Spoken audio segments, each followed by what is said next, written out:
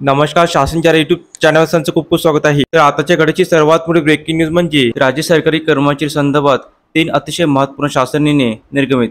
त्या संदर्भात व्हिडिओच्या माध्यमातून संपूर्ण अपडेट सविस्तरपणे पाहण्यास चला सुरू करूया.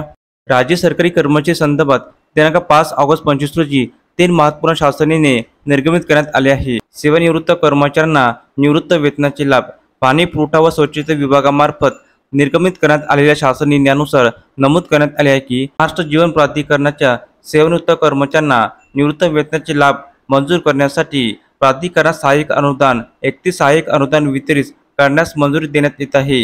वेतन अनुदान शालेय शिक्षण विभागाच्या दिनांक 5/8/25 रोजी निर्गमित करण्यात आलेल्या शासन निर्णयानुसार प्राथमिक शिक्षण, सर्वसाधारण शिक्षण, जिल्हा परिषद व पंचायत समिती अधिनियम इत्यादी लेखा शीर्षक अंतर्गत निधीचे वितरण करण्यास मंजुरी देण्यात येत आहे.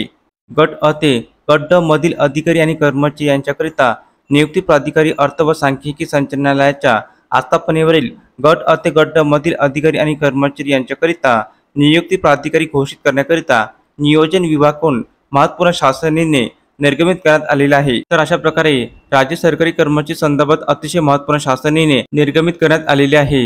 धन्यवाद.